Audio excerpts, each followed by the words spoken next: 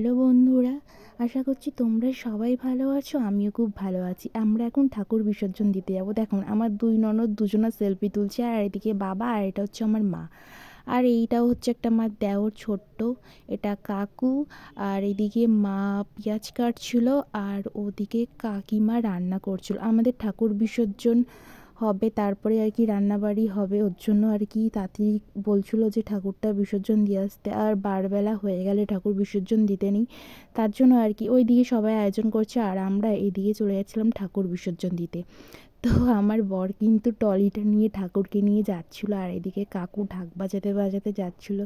খুব আনন্দই হচ্ছিল। সবাই মিলে যদি একটা অনুষ্ঠান বাড়িতে একজোট হয় না, খুব মজা হয়, কত হাসি ঠাট্টা মজা কত কিছুই না হয়। তো সেই মতনই আমরা সবাই মিলে আর কি চলে গেছিলাম ঠাকুর বিসর্জন দিতে। আর এত ঠান্ডা কি বলবো তোমাদেরকে, এই ঠান্ডার মধ্যে মনে হয় যে কি করে পুকুরে গিয়ে স্নানটা করব, ওটাই আর কি ভাবছিলাম। আর সত্যি কথা বলতে না, খুব মনটা খারাপ লাগছিল যে এই কয়দিন মানে জিনিস পুজো আসবে আসবে বা কোনো অনুষ্ঠান আসবে আসবে, এটাই কিন্তু ভালো লাগে। পুজো শেষ হয়ে গেলে না ভালো লাগে না। তো আমার খুব খারাপ লাগছিল ঠাকুর বিসর্জন দিতে যেতে হবে, এটা ভেবে আমার খুব কষ্ট হচ্ছিল। কিন্তু কি বলো, তো যেটা নিয়ম সেটা তো নিয়মের মধ্যেই থাকবে, নিয়মের এদিক ওদিক তো করা যায় না, তাই না? আর এই পুজোটা আমাদের বাড়িতে হয়েছে, অনেক দিনের ইচ্ছে ছিল আমার বরের যে বাড়িতে আর কি কালী পুজো দেবে, এই কারণেই কিন্তু বাড়িতে পুজোটা দেওয়া হয়েছিল। দেখলাম যে সবার সময়টাও দেখতে হবে, সবাই কোন টাইমে আসতে পারবে না কি, সব দিকটা দেখেই কিন্তু পুজোটা আমরা বাড়িতে দিয়েছিলাম।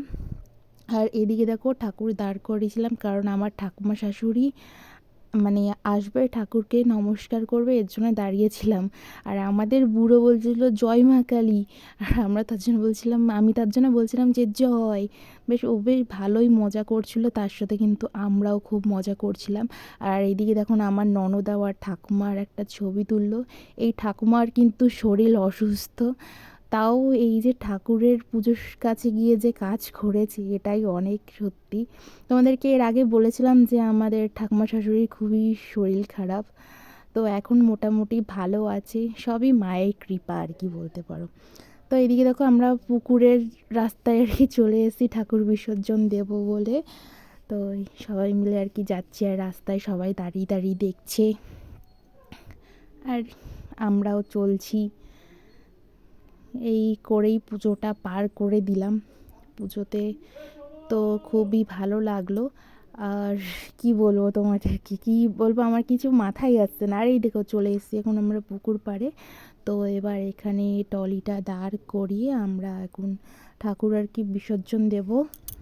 তো এই যে দেখতে দেখতে তো চলেই আসলাম একদম পুকুর পাড়ে। তো আমার এদিকে আমার ননদ দেখো ছবি তুলছিল, আর এদিকে দেখো আমার বর এই ঠাকুরের পেছনে যে চালাটা ছিল ওই চালাটা আর কি দিচ্ছে। আর দেখো কত বাচ্চা কাচ্চা সব চলে এসেছে ঠাকুর দেখতে। আর আমি এই যে কুলোর উপরে যেই সব ঘর ঠর ছিল এগুলো বললো যে জলে দিয়ে দিতে, তো ওর জন্য আর কি জলে দিয়ে দিচ্ছি। ধরো সব কিছু কিন্তু জানা থাকে না, সব কিছু কিন্তু জানতে হয়। তো আমি আমার ননদকে বলছিলাম যে কি করবো, এটা কি সমেত দিয়ে দেবো, বলছে হ্যাঁ। তার জন্য এই দেখো আমার বর আমার হাত থেকে নিয়ে ও কিন্তু এগুলো সব জলে দিয়ে দিল। আর এদিকে আমি আবার কুলোটা ধুয়ে নিচ্ছিলাম। আর এইদিকে দেখো না আমাদের বুড়ো এখানে দাঁড়িয়ে দাঁড়িয়ে ও তো খুব মজা পাচ্ছিল। তারপরে এই গামলাটা আর কি জলে দিতে গেছিলো, তো আমার ননদ বলল যে ঠাকুর আর এই ঘট ঠট একসাথে বিসর্জন দিতে হবে, তার জন্য আবার এটাকে তুলে রাখা হলো, যে একসাথে আর কি বিসর্জন দেব বলে। তো ও সেটাই আর কি বলছিল। তারপরে দেখো আমরা দুজনা ঠাকুর নিয়ে আর কি চলে যাচ্ছি, ধরার মতন কেউ ছিল না আর কি বিসর্জন দেওয়ার মতন, তার জন্য আমাকে আর আমার বরকেই সব কিছু এই ঠাকুর বিসর্জন দেওয়ার কাজগুলো করতে হয়েছে। যাক, আমার বেশ ভালো লাগলো যে নিজের হাতে পুজো করলাম, বেশ নিজের হাতে এখন ঠাকুরকে বিসর্জন দেবো, ঠাকুর আনলাম, এই জিনিসটা খুব ভালো লাগলো আর কি। কষ্টের সাথে সাথেও কিন্তু এইসব জিনিস আমার খুব ভালোই লাগে। খারাপ লাগছিলো, কিন্তু খারাপ লাগলেও কিছু করার নেই। তো বলেছিল যে 3 পাক দিতে হয়, 3 পাক না 7 পাক বলছে, 3 পাক, 3 পাক। তাই আমি আর আমার বর মিলে আর কি ঠাকুরকে ঘোরাচ্ছিলাম।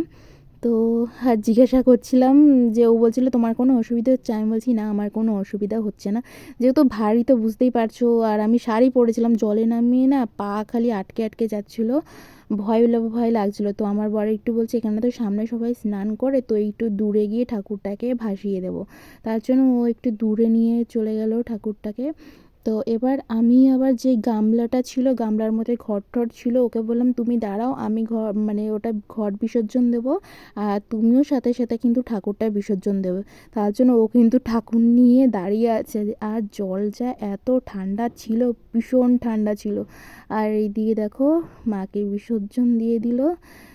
মা তুমি আবার এসো আমাদের বাড়িতে, তোমার অপেক্ষায় থাকবো। তোমরাও সবাই আশীর্বাদ করো যেন আমরা প্রত্যেক বছর এইভাবে পুজো করতে পারি। টাটা বন্ধুরা।